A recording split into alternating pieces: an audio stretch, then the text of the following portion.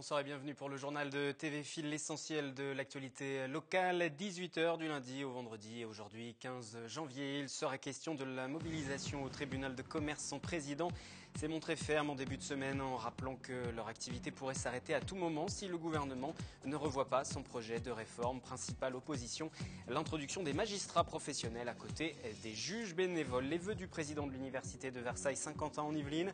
Après une année marquée par les difficultés budgétaires, 2015 pourrait-elle permettre de se relancer?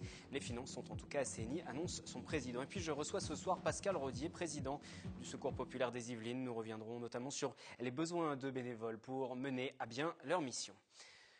Au camp de Satory à Versailles, Jean-Yves Le Drian, le ministre de la Défense, a accueilli ce matin les militaires déployés pour le plan Vigipirate. Depuis l'attaque meurtrière contre ces journalistes, dessinateurs, caricaturistes de Charlie Hebdo le 7 janvier, le plan a été relevé au niveau alerte attentat. 6000 militaires sont dispersés en Île-de-France pour une durée de 3 semaines environ. Yolène Thorez et Elodie Moine. 11h30 ce matin, le ministre de la Défense arrive sur le camp de Satory à Versailles. Jean-Yves Le Drian est venu accueillir les militaires envoyés en Île-de-France pour participer au plan Vigipirate, alerte attentat. Habitué à activer la cellule le 14 juillet pour accueillir chaque année les centaines de soldats pour le défilé, c'est aussi ici à Satory qu'est assurée la grande partie de l'hébergement, de l'alimentation, de l'équipement et du transport des 6000 militaires déployés pour l'occasion en Île-de-France. Un déploiement jugé très rapide par le ministre. Le contrat opérationnel de protection qui est inscrit dans la loi de programmation prévoyait qu'après la décision du président de la République, il y ait une semaine de mobilisation pour atteindre le chiffre de 10 000 hommes. On l'a fait en 3 jours. Vous l'avez fait en 3 jours. Les militaires l'ont fait en 3 jours. Donc c'est une réactivité tout à fait remarquable. Accompagné de Jean-Pierre Raffarin, président de la Commission des Affaires étrangères et de la Défense du Sénat, le ministre salue ces militaires arrivés quelques heures plus tôt. Bonjour. Bonjour. Ce matin, dans des salles réquisitionnées pour la distribution, les militaires s'équipaient encore.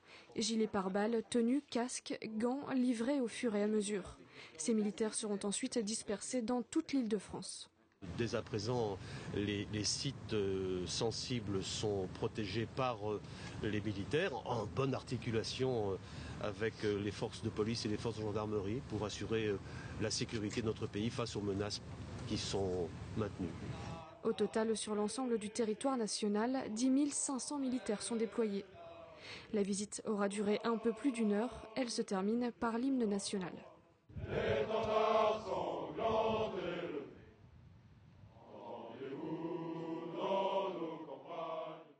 En décembre dernier, les tribunaux de commerce suspendaient leur audience. La raison de cette colère, la loi Macron. Après le retrait de certains des articles, les audiences ont repris. Mais la colère est toujours là. Mélanie Poquet, William L. Ils ont obtenu des avancées, mais ils ne baissent pas les bras. Ce sont les 134 tribunaux de commerce. Ils reprochent à la loi Macron de vouloir délocaliser certains dossiers dans d'autres tribunaux. Les dossiers seraient renvoyés devant des tribunaux de commerce, disons, plus importants, que le ministère estime avoir les compétences nécessaires, quitte à ce que dans un deuxième temps, nous en sommes convaincus, ces fameux tribunaux de référence soient eux-mêmes échevinés, c'est-à-dire que l'on introduirait dans ces formations de jugement des tribunaux de référence des magistrats professionnels. Ces mesures sont des mesures de défiance à l'encontre de l'institution consulaire. Cette mesure de défiance est totalement injustifiée. Au tribunal de commerce, les juges sont bénévoles. Élus par leurs pairs, ils sont commerçants, entrepreneurs ou dirigeants d'entreprise. Ils suivent une formation à l'École nationale de la magistrature. La loi Macron ferait notamment intervenir des magistrats professionnels. Si ce projet de loi est présenté à l'Assemblée nationale avec l'article sur la spécialisation automatique des tribunaux de commerce, il est très clair que les tribunaux de commerce, dans leur totalité, reprendront le mouvement qui avait été interrompu, mais qui tend à la suspension totale de l'activité juridictionnelle. Le tribunal de Versailles a rendu plus de 14 500 décisions pour l'année 2014. C'est 33% de plus qu'en 2013. La loi doit être présentée à l'Assemblée nationale pour un débat public à partir du 26 janvier. Jean-Paul Huchon, candidat aux élections régionales de 2015, l'actuel patron de l'Île-de-France va tenter de décrocher un 4e mandat à la fin de l'année. Il devra néanmoins passer le cap des primaires, sa vice-présidente Marie-Pierre de la Gontrie ayant aussi fait acte de candidature. Cette dernière, d'ores et déjà soutenue publiquement par la maire de Paris, Anne Hidalgo. Dans l'opposition, Valérie Pécresse, députée des Yvelines, est en bonne place à l'UMP pour remporter l'investiture. Que réserve 2015 à l'université de Versailles-Saint-Quentin en Yvelines? Son président a livré quelques indices aujourd'hui lors de sa cérémonie de vœux. Catherine Zulato. Plus serein, c'est ainsi que Jean-Luc Viessière résume son état d'esprit devant la communauté universitaire. Il faut dire que le budget initial 2015 vient d'être voté en conseil d'administration. Un budget en équilibre, sans aide exceptionnelle de l'État, au contraire de 2014. Les économies ont été trouvées pour permettre de nouveaux investissements. On est dans la dynamique, voire une dynamique plutôt positive puisqu'on peut mettre plus de crédits de fonctionnement qu'on avait pu en mettre en 2014. Donc c'est peut-être pas encore le bonheur, le paradis, mais on a pu multiplier par 2 les budgets de fonctionnement des UFR, des laboratoires. Il y a un autre signe intéressant, c'est qu'on offre des emplois au recrutement. Alors qu'année dernière, il n'y avait pas eu, enfin l'année dernière, oui, en 2014, il n'y avait pas eu de recrutement. Donc voilà, on recrute donc des enseignants-chercheurs, également des personnels administratifs, ingénieurs techniques. Alors pas en nombre mirifique, donc il y a 13 emplois d'enseignants et il y a 15 plus 10 plus 3, 28 emplois de personnel administratif. Et pour prouver que malgré les difficultés de 2014, les chercheurs ont montré leur savoir-faire, l'université a souhaité les mettre à l'honneur. Parmi eux, Philippe Bousquet, nommé à l'Institut universitaire de France. Le chercheur travaille sur le gaz méthane et la compréhension de l'évolution de ce gaz à effet de serre pour le changement climatique. Une recherche qui compte alors que la France va accueillir en novembre prochain la conférence internationale sur le climat. Si on comprend aujourd'hui comment fonctionne le méthane, on va être capable peut-être de se projeter dans l'avenir. Or aujourd'hui, on ne comprend pas très bien. Il y a beaucoup d'incertitudes. C'est le travail du scientifique qui peut donner après aux politiques des chiffres de plus en plus précis, des choses de moins en moins incertaines. Je ne dirais pas certaines parce qu'il n'y a jamais de certitude absolue, pour que le politique puisse prendre des décisions adaptées en fait, à ce que nous on trouve aujourd'hui. Un laboratoire très souvent mis à l'honneur et qui va prendre encore plus d'importance alors que l'UVSQ vient d'intégrer officiellement au 31 décembre l'université de Paris-Saclay qui regroupe 19 établissements prestigieux.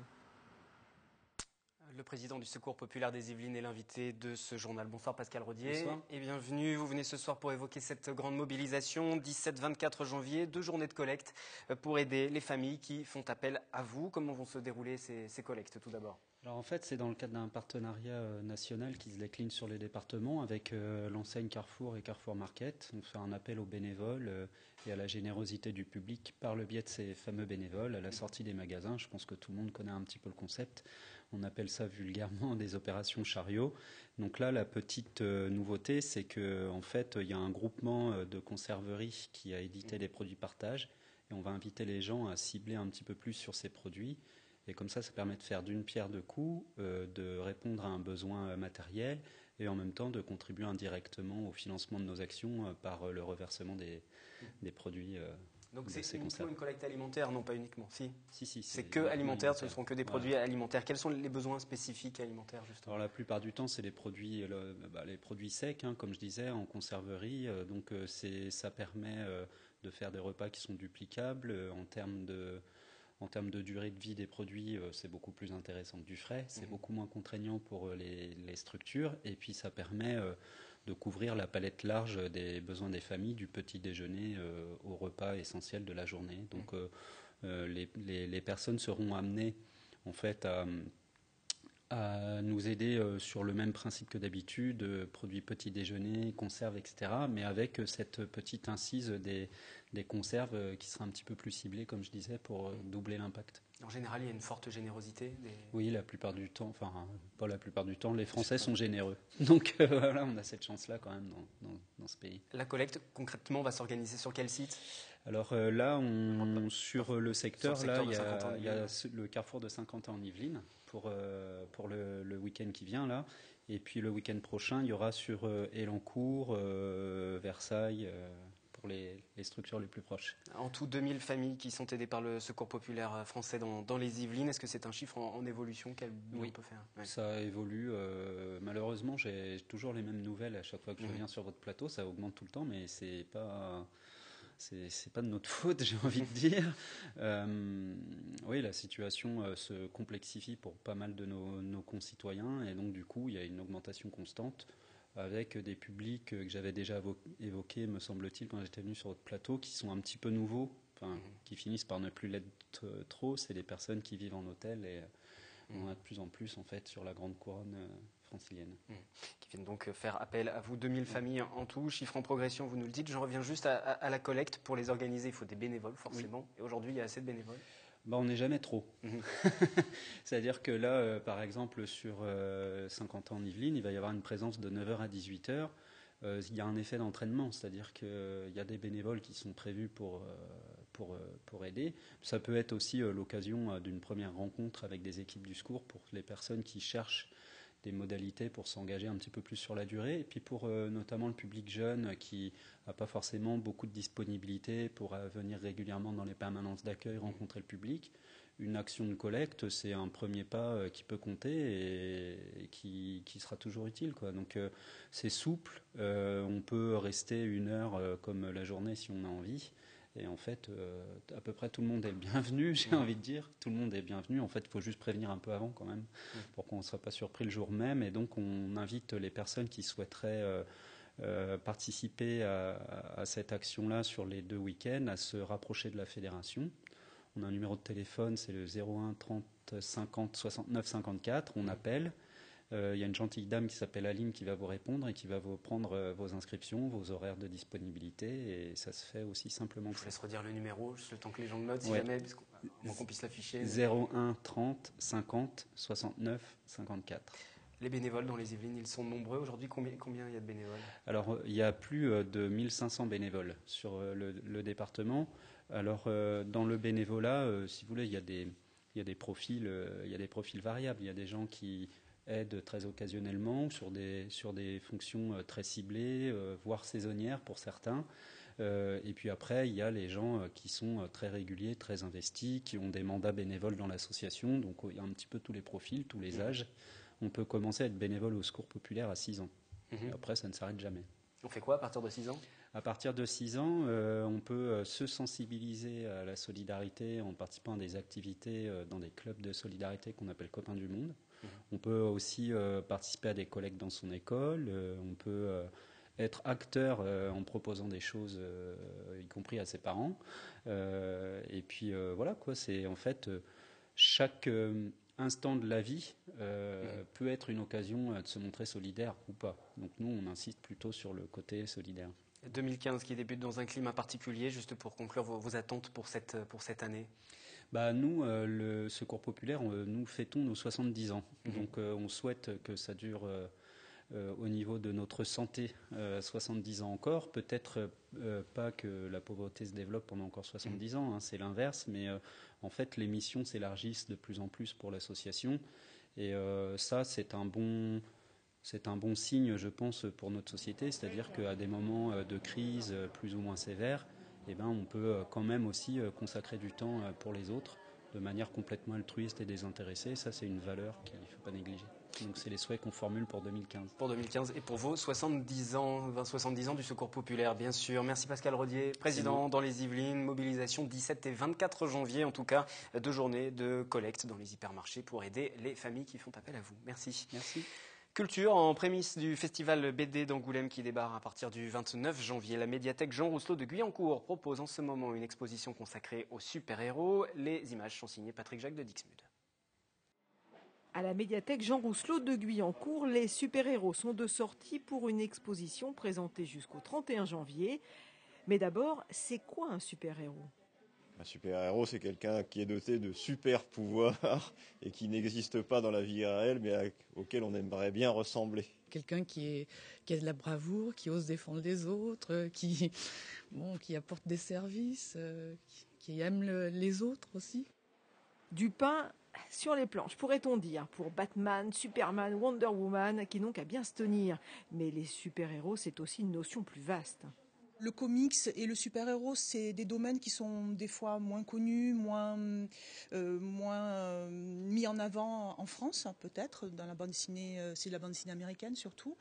Et puis le héros, le super-héros, je crois que c'est des choses qui sont d'actualité. Et on peut être un héros très connu et un héros anonyme. Enfin, la notion du héros, elle est intéressante, je trouve, au XXe siècle, enfin 21e même. Une notion d'autant plus forte en cette période que le héros actuel s'appelle Charlie. Des affiches et des panneaux pour expliquer le sens du super-héros des grandes firmes américaines aux productions françaises. C'est donc à découvrir jusqu'au 31 janvier à la médiathèque Jean Rousselot. En bonus, une collection de bandes dessinées et de figurines proposées par un adhérent de la médiathèque. Et puisqu'on parle de héros, donc la médiathèque Jean Rousselot à Guyancourt a souhaité rendre hommage à sa façon au dessinateur de Charlie Hebdo en affichant sur la façade de l'établissement des dessins reprenant d'anciennes unes de l'hebdomadaire satirique et également des dessins réalisés après les attentats du 7 janvier dernier que vous pouvez donc découvrir actuellement sur la façade de la médiathèque.